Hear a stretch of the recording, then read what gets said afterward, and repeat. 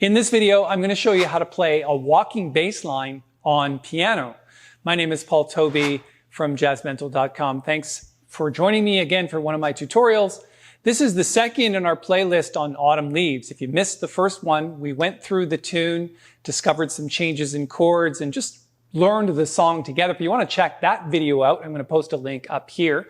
And in this video, we're going to take it from where we left off and we're going to start adding a bass line to it. Now, I'm going to be playing the bass line on a keyboard, and I think it's good for you to understand the harmony on how to put a good walking bass line together. We're going to get started right now.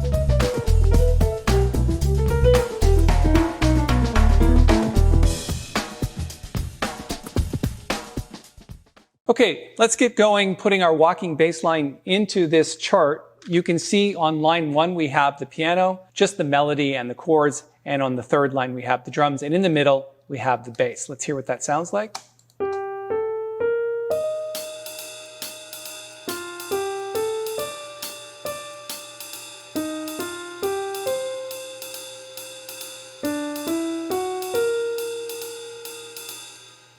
So a perfect track, essentially, for creating a walking bass line. And it's fairly simple with Autumn Leaves. It never leaves the key of B flat. So essentially, most of the time what we're doing is we're just following the B flat scale. Now, there are obviously some other things to learn, but you can go up and down the scale and try to catch the root of the chord when the chord changes. For example, at the beginning of the first chord, which is C minor 7th, you want to catch the C. When it goes to F7, make sure you catch the F on the first note. And there's essentially 4 beats per bar, which means 4 quarter notes as a walking bass line. So let's grab our simple entry tool and start creating a walking bass line. So we're going to start on C, and then we're just going to walk up the scale to F. And now you're saying to yourself, why is there an E natural in there? That's not part of the B flat scale. It's because the distance between C and F going up is smaller than the distance from C going down. If we went down to F, we could catch all the notes of the scale. So what you want to do is you can approach the next chord by a half step below, which is the E note, and that's just simply a passing note. Let's keep going up the scale from here.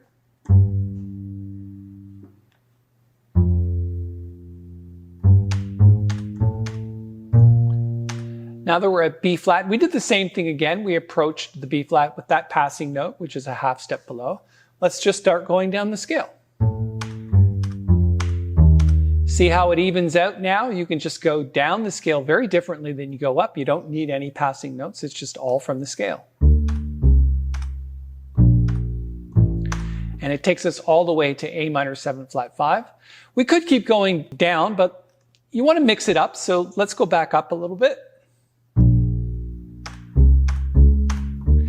There's that passing note again, the D flat or the C sharp. And what we're going to do now is we're going to spell the D chord. So you can do that as well. So you've heard things like this before.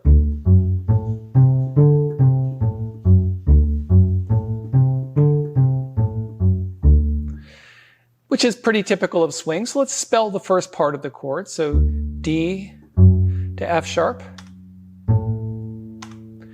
And then we'll go down a half step below the G to approach it. And let's just go down the scale now.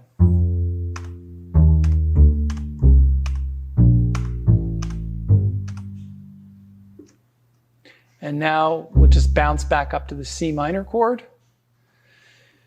So because we went up with the first C minor chord, let's try to do something like this to approach it.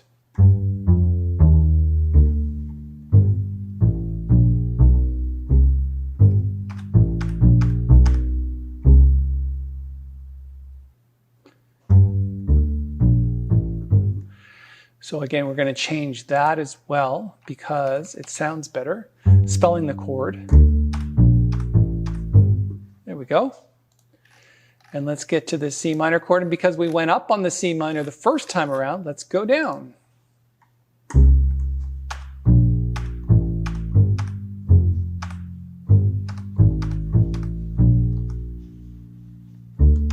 Spell the chord, approach from a half step below.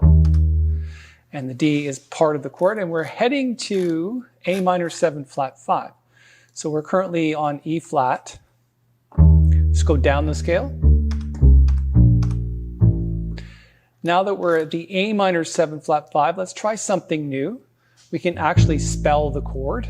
So let's just go spell 1, 3, 3, flat 5, 7. And then we got to get to D, so we're going to bounce it all the way down to D.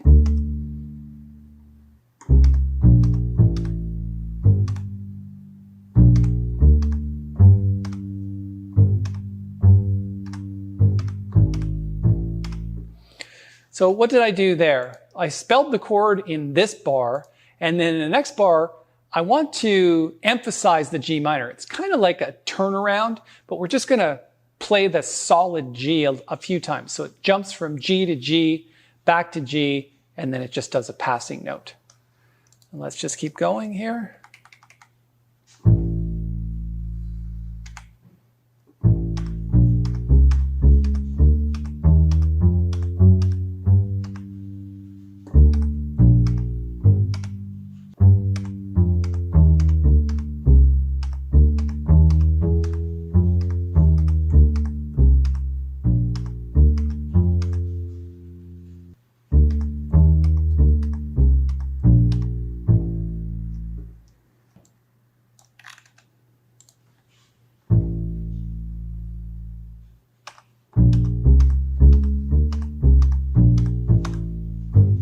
So if you miss these chords, instead of G minor 7 to C7, it's using the tritone substitution of C7, which is the G flat 7 chord. And then when it gets to E7, it's using the tritone substitution of B flat. So those are just 2-5 chords, 2-5 to 1, 2-5 to 1, but essentially you're using the tritone substitution. So in those cases, because you're going down in half steps, let's just play 2 notes on the G, 2 notes on the G flat, 2 notes on the F, 2 notes on the E. And what you could do also is you could play those in octaves like this. But in this case, it's just. And now we need to go all the way up to E flat because E is too low for the actual bass, even though we're playing it on piano. And then let's spell the chord.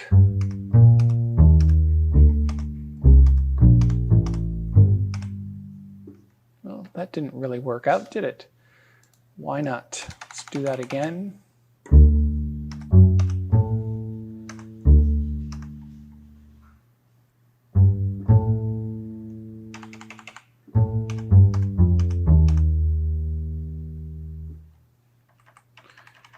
It's because starting really got to get to the first chord, which is C minor, so.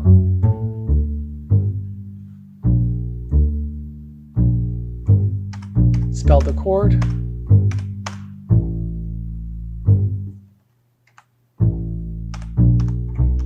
And that'll take us back to C.